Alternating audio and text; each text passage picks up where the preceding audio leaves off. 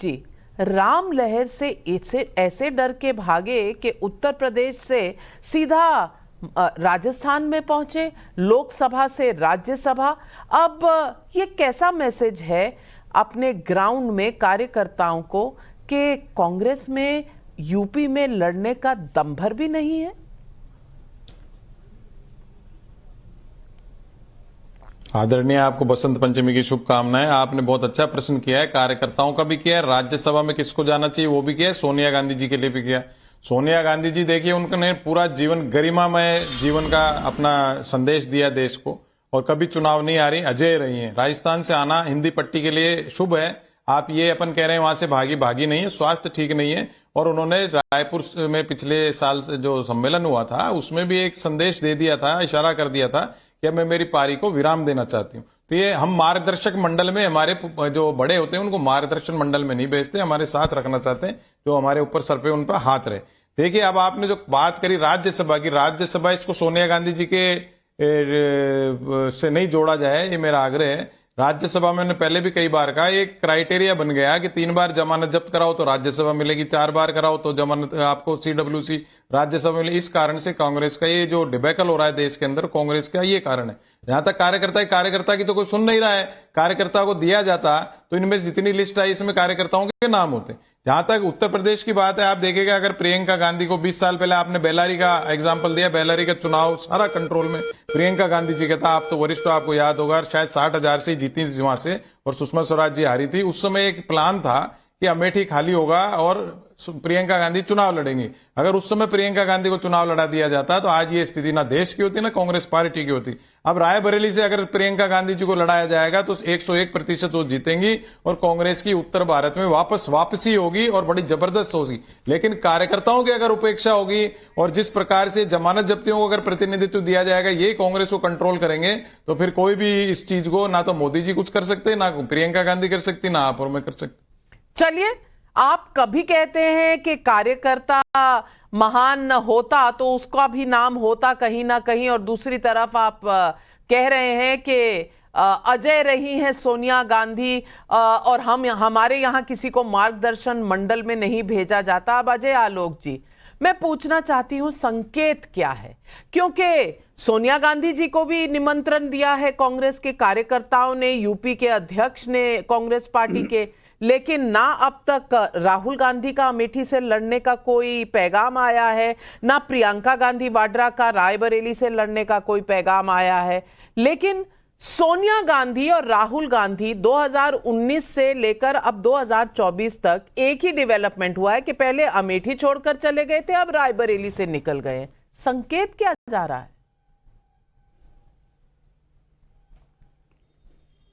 नहीं, संकेत बहुत स्पष्ट है नविका जी, संकेत बहुत स्पष्ट है। और प्रधानमंत्री जी ने तो इसकी घोषणा बहुत पहले ही कर दी थी, अभी 4-5 दिन पहले जब सत्र चल रहा था, कि हमारे मित्र बहुत के इधर के लोग वो राज्यसभा से आने की कोशिश कर रहे हैं, लोकसभा नहीं आएंगे।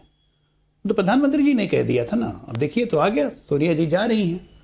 अब स्वास्थ्य हो चाहे जो कारण हो, लेकिन सच्चाई तो है कि वो जा रही हैं और राहुल गांधी आ नहीं रहे।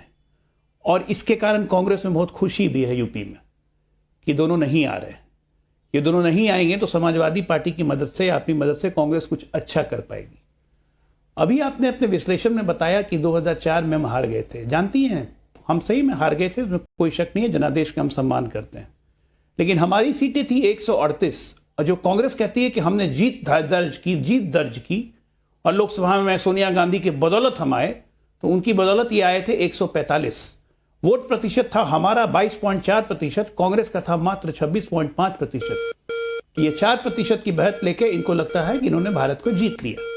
2009 में मामूली वोट प्रतिशत में बढ़ोतरी हुई, हमारी सीटें थोड़ी और कम हो गई। लेकिन 14 में जब नेतृत्व का परिवर्तन होता है और जनता को नायक दिखता है, तो उसका अंतर यह होता है कि हमारा वोट प्रतिशत बढ़ के चला गया 31%, ये घट के आ गया 19%, और सीटें हो गई इनकी 52, हम हो गए 282। उस नायक में और विश्वास अगर देश की जनता में जगता है तो 19 में हमारा प्रतिशत हो जाता है 37, हमारी सीटें हो जाती हैं 303, ये बढ़ के होते हैं 19.49%। और मैं आपको एक बात बताता हूं, अगर मैं गलत कह रहा हूं तो पैनल में कोई भी मुझे करेक्ट कर दे। मोदी जी को 3rd टर्म तो मिलेगा, ये तो तय है। कोई ऐसा देश का प्रधानमंत्री बना रही है, एक नेहरू जी जिन्होंने लगातार 3 बार प्रधानमंत्री और 3 बार चुनाव जीता, लेकिन हर चुनाव में उनका वोट प्रतिशत और पॉपुलैरिटी गिरते गया। आजाद भारत और स्वतंत्र भारत में अकेले ऐसे प्रधानमंत्री मोदी जी हैं जिनका हर चुनाव में वोट प्रतिशत भी बढ़ा है, पॉपुलैरिटी भी बढ़ी है। आज जब हम कह रहे हैं कि हम 50% पे आई कर रहे हैं, तो आप ये सोचिए कि कितनी बड़ी छलांग होगी, क्योंकि ये एक देश का विश्वास है अपने नेता के प्रति। देश उनको एक नायक के प्रति देखता है कि पिछले 10 वर्ष में भारत जितनी आगे बढ़ा है। ये सवाल तो आपने सही उठाया और मैं मनोज यादव जी से पूछना चाहती हूं। मनोज यादव जी, एक तरफ 400 पार का नारा मोदी जी ने पार्लियामेंट में दे दिया है, संसद में दे दिया है, एक कॉन्फिडेंस दिखाता है अपने नेताओं को। वो कह रहे हैं आप लोकसभा से जाइए, राज्यसभा से नहीं, जीतिए लोकसभा के चुनाव। और दूसरी तरफ है कि राहुल गांधी तो अमेठी से गए थे, अब सोनिया गांधी रायबरेली से गई हैं। और आपके खेमे की बात बताऊं तो स्वामी प्रसाद मौर्य हो या पल्लवी पटेल हो या राम गोविंद चौधरी हो, सब कहीं ना कहीं परेशान हैं। ये उत्तर प्रदेश में राम लहर से इतनी उथल पुथल हो रही है, आपको नजर आ रहा है कि नहीं?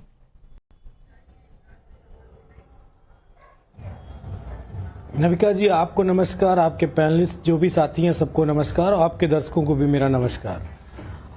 निश्चित तौर पे बड़ा वाजिब सा सवाल आपने पूछ लिया।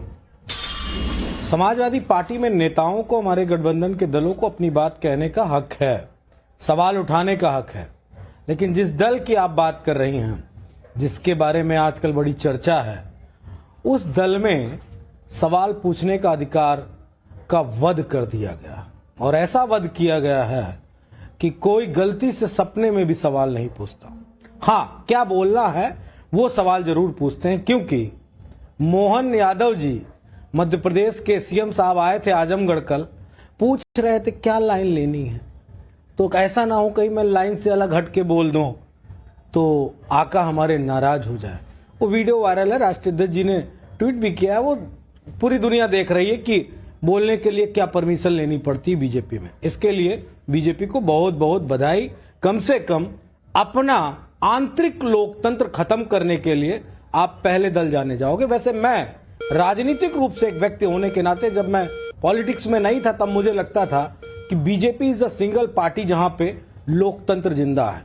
कोई भी नेता, चूंकि अटल जी की बात से आडवाणी जी ना इत्तेफाकी रखते थे, मुरली मनोहर जी आरएसएस की बात से ना इत्तेफाकी रखते थे, लेकिन आज सारे इत्तेफाक खत्म हो गए। खैर, मैं आपको एक परिभाषा सुनाना चाहता हूं, बड़े तिल तन मन धन से मैंने लिखी है, बचपन में आपने भी पढ़ी होगी और मैंने भी पढ़ी है। डिफिनेशन